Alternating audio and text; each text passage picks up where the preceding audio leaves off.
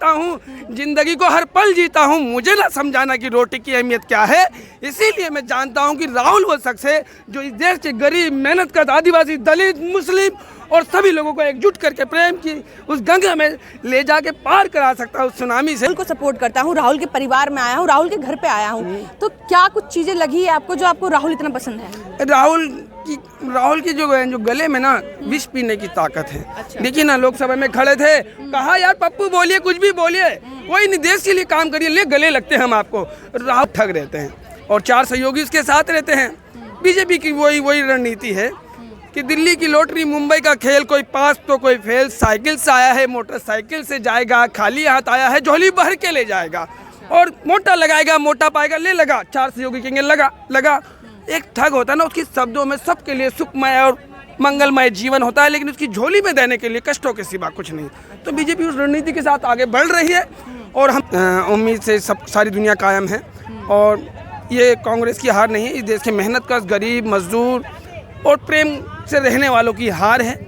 और स्वागत है न्यूज़ अपडेट। और आप सभी लोगों को मालूम है कि 5 राज्यों का जिस तरह से रुझान चारों तरफ चल रहा है और इस वक्त हमारी मौजूदगी है वो है कांग्रेस कार्यालय में। चारों तरफ एक बार दिखाना चाहूँगी, तमाम मीडिया कर्मचारी भी यहाँ पे मौजूद है, तमाम कार्यकर्ता भी मौजूद है, तमाम लोगों से खास बात करने की कोशिश कर रहे हैं, क्योंकि जिस तरह से 5 राज्यों में सिर्फ तेलंगाना को छोड़कर कहीं ना कहीं भारतीय जनता पार्टी ने अपना परिवर्तन लोगों के बीच में जिस तरह से लेकर आए हैं, खास तौर पर जनता भी शायद परिवर्तन चाहती थी, तो इसलिए लोगों ने उनको जिताया है।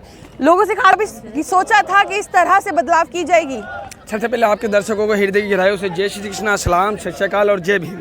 मैं कांग्रेस के 24 अकबर रोड के कार्यालय में हूँ, लेकिन मैं कांग्रेसी कार्यकर्ता नहीं, एक मेहनतकश व्यक्ति हूँ और राहुल की उस सादगी से प्रेम करता हूँ। इसीलिए मम्मी से रात को सुबह 200 रुपये लेके आया था। अच्छा। और यहाँ आया तो खबर सुनी कि हमारा दिल निराश हुआ, टूटा, लेकिन उम्मीद का दामन कभी नहीं छोड़ना चाहिए।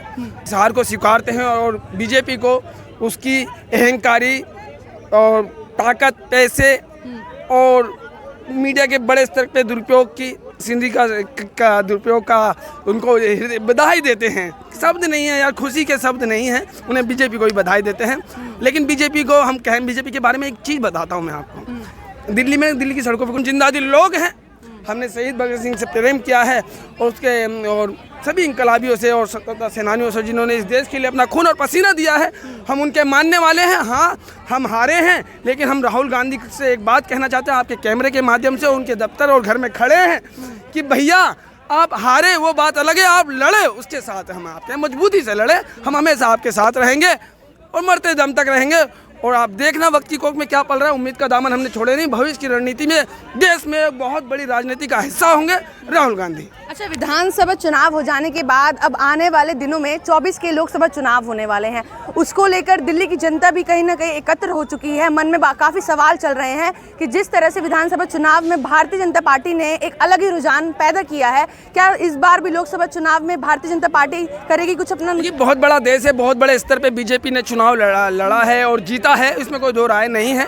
बहुत बड़े स्तर पे उनको बधाई के पात्र हैं वो लोग और बहुत अच्छा चुनाव लड़ते हैं और बहुत अच्छा चुनाव जीतते हैं। शायद हमें कुछ कमियां रह जाती होगी हमारे इन लोगों में, मैं तो फिर भी मैं भी बड़े स्तर पे राहुल को सपोर्ट करता हूं। मैं एक बात कहना चाहूँगा कि बहुत बड़ा देश है, बहुत बड़े राहुल, आपने कहा राहुल को सपोर्ट करता हूँ, राहुल के परिवार में आया हूँ, राहुल के घर पे आया हूँ, तो क्या कुछ चीज़ें लगी है आपको जो आपको राहुल इतना पसंद है?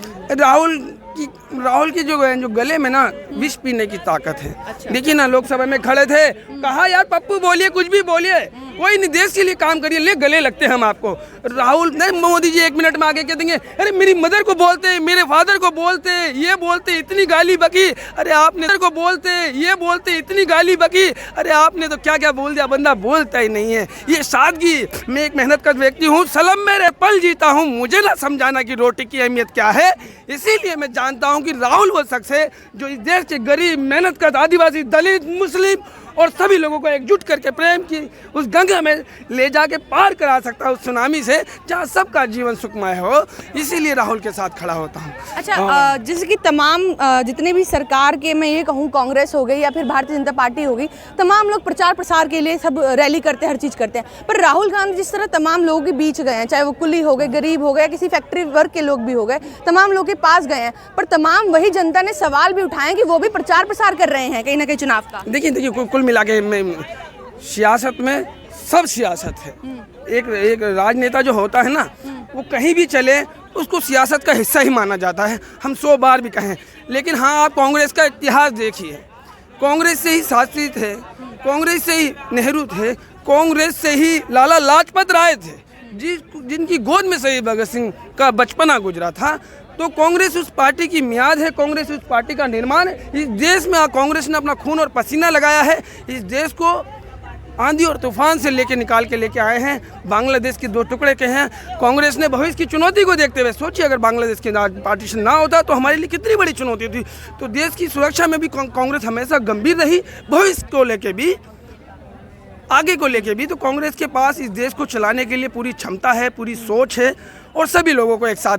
और ये नहीं कह सकते कि कांग्रेस को समर्थन नहीं मिला, बहुत बड़े स्तर पर लोगों ने वोट दी, हर राज्य में 70-80 सीटें आई हैं। और ये मेहनत कर लोगों की, देखिए आलोक वर्मा भी कह रहे थे कि कल एग्जिट पोल से ही घबरा गए। इनका दिल बहुत छोटा है। मेरा लेजा मेरी बातों का असर देखते हैं, हम भीख देने में भी लोग हुनर देखते हैं। इनका दिल बहुत छोटा है। और न्यूज़ 18 पे ही कह रहे थे, आलोक वर्मा से कुछ सवाल किए कि भैया तेलंगाना में तो कांग्रेस पहली बार सरकार बना रही है और आप तो 3-4 सीटों पे हैं। ये रुझान है, अभी ये क्या नाम है, एग्जिट पोल है, ये बिल्कुल वो नहीं है ना। तो वो बोले नहीं है तो भारत जोड़ो यात्रा नहीं है, मुसलमान जोड़ो यात्रा। इस तरह की राजनीति हमारे दिल को चोट पहुंचाती है। हम भी इंसान है यार, इसीलिए मैं कहता हूँ कि और चुप रहने पे तैयार नहीं है हम लोग। आदमी है, दरो दीवार नहीं है हम लोग। धूप और छाँव का जादू ना चलाओ हम पर, चढ़ते सूरज के परस्तार नहीं है हम लोग। हमसे जिंदा है जमाने में तमद्दुन का निज़ाम, हमसे जिंदा है जमाने में तमद्दुन का निज़ाम, मुर्दा तहजीबों के आसार नहीं है हम लोग। जिन्हें किरदार का मखूम बताया हमने, वो कहे कि साहिब किरदार नहीं है हम लोग। जाओ तारीख के और आग पलट कर देखो, फिर कहना कि वफादार नहीं है हम लोग। तो समझ रहे हैं हम लोग, नजर में कांग्रेस वफादार है। अरे आप समझिए मैं क्या कह रहा हूँ, देश समझेगा। हम इस देश में जितने भी मेहनतकश लोग हैं, हर पल इस ज़िंदगी को जीते हैं। और आप लोग जो हैं हमारी लड़ाई का हिस्सा हैं। हमारे छोटे शब्दों को ऊंची उड़ान देते हैं आप लोग हृदय की गहराइयों से। और हाँ, एक चीज़ और बताइए, हम सरकार से भी कहना चाहते हैं, आप हमारी ज़बान काट सकते हैं और इसे मजाक ना समझना, क्योंकि हम चुप रहने वाले लोगों में से नहीं हैं, चाहे आप जो करिए। अच्छा, जिस तरह से चुनाव का प्रचार प्रसार कर रही थी, उसी वक्त में भारतीय जनता पार्टी के तमाम कार्यकर्ताओं ने दावा कर दिया था कि अब की बार 5 राज्यों में कम से कम बीजेपी ही आएगी। मेरी बहन है ना, देखें आप, ये कमज़ोर दिल के लोग हैं, हम संवैधानिक प्रक्रिया को मानने वाले लोग हैं। चुनाव आयोग ने चुनाव कराया है, उसका रिजल्ट आएगा। अब देखो रिजल्ट आया, सुनामी आ गई, गम के सामंदर में डूबे हुए हैं यार, फिर भी मुस्कुरा के आपसे बात कर रहे हैं, अपने देश की जनता से रूबरू हो रहे हैं, अपने दिल की बात और अपने अल्फाज रख रहे हैं ना। तो हम लोग जो है ना, किसी को हीट नहीं करते,